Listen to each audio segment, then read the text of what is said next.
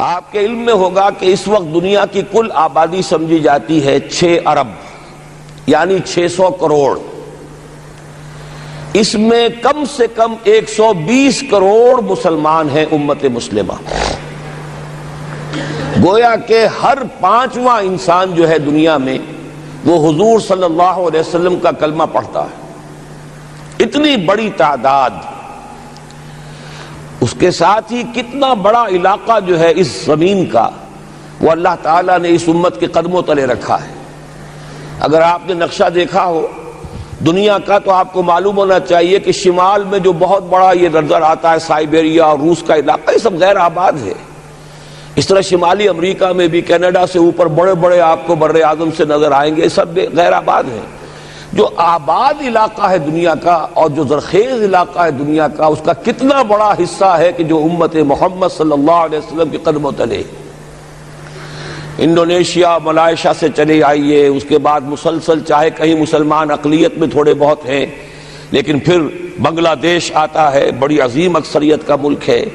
پھر بھارت میں اگرچہ اقلیت میں ہے لیکن 20 کروڑ مسلمان بھارت میں اس وقت ہے. پھر جو پاکستان سے شروع ہوا سلسلہ، افغانستان، ایران، چلتے جائیے ادھر ترکستان، چینی ترکستان، روسی ترکستان، پھر آگے چلیے عالم عرب، افریقہ کا پورا شمالی علاقہ، افریقہ کا تقریباً سارا وسطی علاقہ. یہ سب کیا ہے؟ کتنا بڑا رقبہ ہے. اور ہر طرح کی نعمت اللہ نے دی ہے. اس میں نباتات بھی ہیں، اس میں معدنیات بھی ہیں، اور سب سے بڑھ کر آج کی دنیا میں جو اہم ترین شے ہے کہ پیٹرول جو ہے، تیل جو ہے، اس کے سب سے بڑے ذخائر وہ ہیں کہ جو مسلمانوں کے قدمے تلے.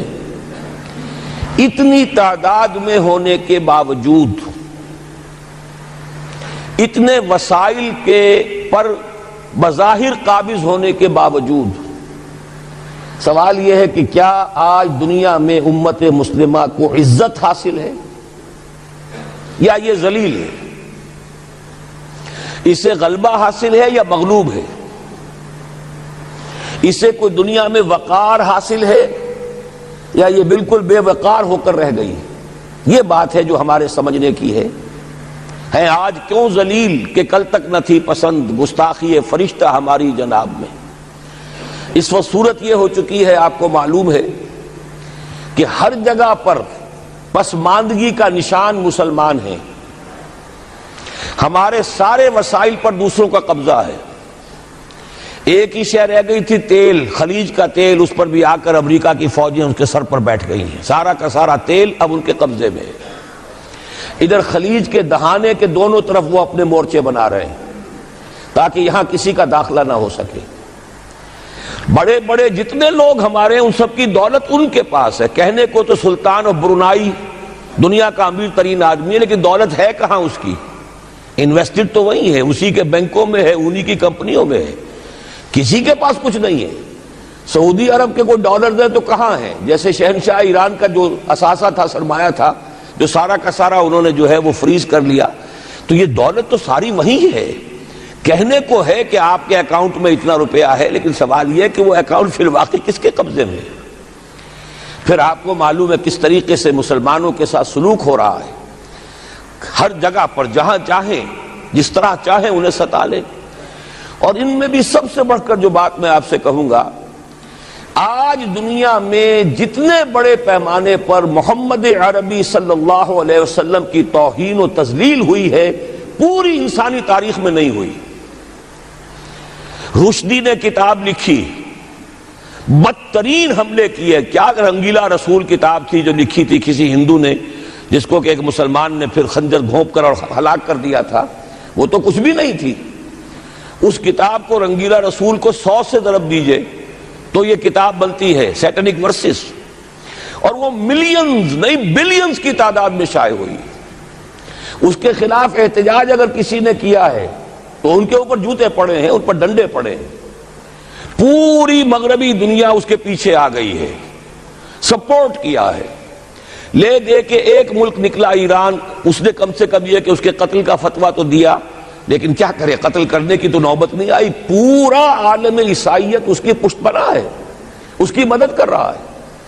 یہ اتنی بڑی توہین محمد رسول اللہ صلی اللہ علیہ وسلم کی اور آپ کی ازواج مطہرات کی اور یہ بظاہر ایک ایسے شخص کے ہاتھوں جس کا نام مسلمانوں کا سا ہے، اس کا اتنا بڑے پیمانے پر ہونا، اور پھر یہ کہ مسلمان 120 کروڑ ہونے کے باوجود کچھ نہیں کر سکتے۔ میں وہ چیزیں نہیں گنوانا چاہتا کہ 15 لاکھ جو ہیں وہ ہمارے افغان بھائی جو ہیں انہوں نے جانیں دی، فائدہ کس کو پہنچا؟ تاحال امریکہ کو، کہ اس کی جو مد مقابل قوت تھی USSR وہ ختم ہو گئی۔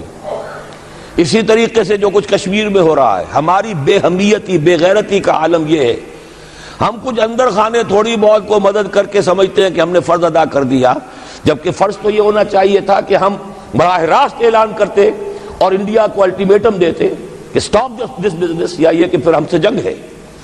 جنگ کا نتیجہ تو پھر اللہ جس کو چاہے دے گا، اگر انسان اللہ تعالیٰ پر اعتماد رکھتا ہو، توکل رکھتا ہو، اپنے موقف کی حقانیت پر بھی اسے یقین ہو، تو کم من فیۃ قلیلۃ غلبت فیۃ کثیرۃ، تاریخ میں ہمیشہ ہوتا آیا ہے کہ چھوٹی قوتیں جو ہیں ان کو غلبہ اللہ نے عطا کیا ہے بڑی قوتوں پر، لیکن بے غیرتی کا عالم یہ ہے، بے حمیتی کا عالم یہ ہے، زبانی کلامی ہم سے بڑا ہمدرد کوئی نہیں مسلمانان کشمیر کا، جس لیڈر کو دیکھو بڑھ چڑھ کر بیان دے گا، لیکن عملاً ہم کیا کر رہے ہیں؟ یہ ساری صورتحال جو میں نے آپ کو بتائی ہے، ویسے تو اب یہ کہ اگر اس میں ایک خاکہ سا میں نے آپ کے سامنے رکھا ہے، اس میں رنگ بھروں تو ظاہر ہے کہ یہ پورا گھنٹہ اسی میں لگ جائے گا، لیکن جو اس کا اصل لب لباب ہے وہ یہ ہے کہ ہم اپنی جگہ بڑے خوش ہیں کہ ہم امت مرحوم ہیں، ہم تو امت محمد ہیں صلی اللہ علیہ وسلم، ہم تو اللہ کے پیارے ہیں، ہم اللہ کے لاڈلے ہیں، ہمیں اللہ کی شفاعت، ہمیں اللہ کے رسول کی شفاعت بھی ملے گی، جنت تو گویا کہ ہمارا پیدائشی مقام ہے۔ یہ سارے جو بھی ہمارے ذہنوں کے اندر ہیں خیالات، اور یہ جو ہمارے من گھڑت عقائد ہیں، آپ سوچئے کہ جب ہم جو آبجیکٹو کنڈیشنز ہیں، گیون کنڈیشنز ہیں، جو سامنے کے حالات ہیں، ان سے جب تقابل کرتے تو معاملہ بہت مختلف ہے۔ یہ کیوں ہے؟ اصل میں سوال جب تک آپ اپنے سامنے نہیں رکھیں گے اس کا جواب جو ہے، اب اس پر غور کیجئے کیوں ہے؟ کیا اللہ تعالیٰ کو محمد الرسول اللہ کی عزت و حرمت پیاری نہیں ہے؟ کیا محمد الرسول اللہ اللہ کے پیارے نہیں ہیں، حبیب رب العالمین نہیں ہیں؟ کیا اللہ تعالیٰ کو کفار سے زیادہ محبت ہے؟ کیا وجہ ہے؟ رحمتیں ہیں تیری اغیار کے کاشانوں پر، اور برق گرتی ہے تو بیچارے مسلمانوں پر۔ سائنس میں وہ آگے ہیں، مالیات پر ان کا شکنجہ کسا ہوا ہے پوری دنیا پر، تہذیب ان کی ہے، تمدن ان کا ہے، ہم تو ان کے کیمپ فالوورز ہیں، نقش قدم پر چل رہے ہیں، ہم تو ان کی صرف یہ کہ نقالی کر رہے ہیں۔ تو سوچئے وجہ کیا ہے؟ کیا اللہ کو کفر زیادہ پسند ہے اسلام سے؟ کیا اللہ کو محمد الرسول اللہ صلی اللہ علیہ وسلم کی عزت و حرمت کا کوئی خیال نہیں؟ سوچنے کی بات ہے۔ ظاہر بات ہے کہ ان سوالات کا جواب تو ہاں میں آپ نہیں دے سکتے، یقیناً ایسا نہیں ہے۔ بہرحال وہ کافر ہیں، وہ اللہ کو نہیں مانتے، اللہ کے رسول کو نہیں مانتے، چلیے اللہ کو کسی نام سے مان لیا، گاڈ کہہ دیا، لیکن اللہ کے رسول کو تو نہیں مانتے۔ ایمان کا سارا دار و مدار تو رسالت پر ہے، اللہ کے اس کلام کو تو نہیں مانتے، اور اس کے باوجود ان کے لیے عزت ہے۔ رحمتیں ہیں تیری اغیار کے کاشانوں پر، برق گرتی ہے تو بیچارے مسلمانوں پر۔ یہ ایک لمحہ فکریہ ہے، یہ سوچنے کی بات ہے کہ ایسا کیوں ہے۔ اس کا جو جواب میں آپ کو دوں گا وہ ذرا سا کڑوا جواب ہے۔ نوارا تلخ ترمیزن چو ذوق نغمہ کمیابی، بات کہنی پڑتی ہے جب تک کہ کڑوی بات کہی نہ جائے، حقائق کو دیکھنے کی جرت پیدا نہ کی جائے، مواجہہ نہ کیا جائے، فیکٹس کو فیس نہ کیا جائے، اس وقت تک بات صحیح نہیں ہوگی، اور نہ ہم صحیح تشخیص کر سکیں گے، نہ صحیح تجویز کی طرف ہمارا ذہن منتقل ہوگا۔ میں بہت سخت بات کہہ رہا ہوں، آج آسمان کے نیچے اس زمین پر عذاب الہی میں گرفتار امت مسلمہ ہے۔ بالفعل آج ہم امت مرحومہ نہیں ہیں، رحمت والی امت نہیں ہے، امت معذبہ ہیں۔ آج ہم پر اللہ کا عذاب ہے۔ وہ کیوں ہے؟ دیکھیے اللہ کا قانون یہ ہے، اور یہ اللہ کی سنت ہے، میں نے اپنی ایک کتاب میں اس پر مفصل بہت مضمون لکھا ہے، قرآن کا قانون عذاب۔ ایک عذاب تو آیا کرتا تھا ان قوموں پر جن کی طرف اللہ رسول بھیجتا تھا، اِنَّا أَرْسَلْنَا نُوحًا إِلَىٰ قَوْمِهِ، اگر رسول کی بات مان لی تو قوم کے لیے بہت خوشحالی ہے، مبارکباد ہے، اللہ کی رحمتوں کے سائے ہیں، اور نہیں مانی تو بربادی ہے، تباہی ہے، خاتمہ ہے۔ پوری قوم نوح غرق کر دی گئی، پوری قوم عاد ختم کر دی گئی، حضرت ہود کو نہیں مانا۔ پوری قوم سمود ختم کر دی گئی، حضرت صالح کو نہیں مانا۔ عمورہ اور صدوم کی بستیاں ختم کر دی گئی، حضرت لوط کو نہیں مانا۔ آل فرعون غرق کر دیے گئے، حضرت موسیٰ کو نہیں مانا۔ مدین کے علاقے کو تباہ کر دیا گیا، حضرت شعیب کو نہیں مانا۔ یہ بات سمجھ میں آ گئی؟ لیکن جب سے نبوت اور رسالت کا سلسلہ ختم ہوا، اس قسم کا عذاب اب دنیا میں نہیں آ سکتا۔ وَمَا كُنَّا مُعَذِّبِينَ حَتَّى نَبْعَثَ رَسُولًا، ایسا عذاب ہم نہیں بھیجتے رہے جب تک کہ رسول کو نہ بھیج دیں۔ رسول آ گیا، اس نے حق کو بیان کر دیا، بات کو کھول کھول کر مبرہن کر دیا، ہر چیز واضح کر دی، کوئی مغالطے کا امکان نہ رہا۔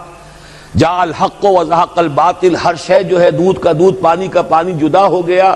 اب بھی جس نے نہیں مانا تو معلوم ہوا اس میں کوئی خیر نہیں ہے، اب خیر کا فقدان ہے۔ تو اس قوم کو جیسے کہ آپ باغ کے اندر جھاڑو دے کر جب کوئی آندھی چلے تو پتے گرے ہوئے ہوتے ہیں، ان پتوں کو ایک جگہ جمع کر کے دیاسلائی دکھا دیتے ہیں تاکہ یہ پتے جو ہیں یہاں پر بدزیبی کا ذریعہ نہ بنے، تو پوری قوم ہلاک، کالم یغنوا فیہا، ایسے ہو گئے جیسے تھے ہی نہیں۔ یہ عذاب اب نہیں آئے گا، اس لیے کہ آخری نبی، آخری رسول محمد الرسول اللہ صلی اللہ علیہ وسلم۔ اب آج جو عذاب آتا ہے، دیکھیے کافروں کے لیے عذاب اصل میں آخرت میں ہے۔ دار العذاب، دار الجزا، وہ تو آخرت ہے، یہ تو دار الامتحان ہے۔ اب جو عذاب آتا ہے وہ اس قوم پر جو ہو تو حامل کتاب الہی، شریعت خداوندی کی کسٹوڈین، اللہ کے رسول کی نام لیوا، اس کے ساتھ عشق کا دعویٰ کرنے والی، عمل اس کے برعکس ہو۔ حالانکہ اللہ نے اگر اسے وہ مقام دیا، اللہ نے اس کی طرف رسول بھیجا اور اسے رسول کے امتی بننے کا شرف عطا کیا، اسے اپنا کلام دیا، کتاب دی، اسے اپنی شریعت دی، تو کس لیے دی؟ تاکہ اس پر خود بھی عمل کریں، اسے دوسروں تک بھی پہنچائیں۔ وہ گویا کہ اس روئے ارضی پر وہ امت، وہ قوم اللہ کی نمائندہ قوم ہوتی ہے، ریپرزنٹیٹو ہوتی ہے۔ اے انسانوں، ہمارے پاس ہے تمہارے خالق اور مالک اور پروردگار کا قانون، ہمارے پاس ہے اس کی ہدایت، ہمارے پاس ہے اس کی کتاب، ہمارے پاس ہے اس کے رسول کا اسوہ۔ آؤ ہماری طرف، ہمیں جانچو، ہمیں پرکھو، ہمیں دیکھو، ہم واقعتاً اسی کتاب کے مطابق چل رہے ہیں نا؟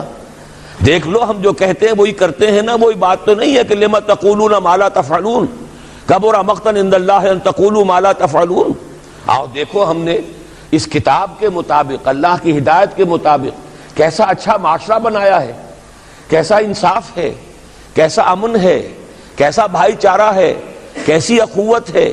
آؤ دیکھو ہمارے ہاں تقسیم دولت کا نظام کتنا صحیح ہے۔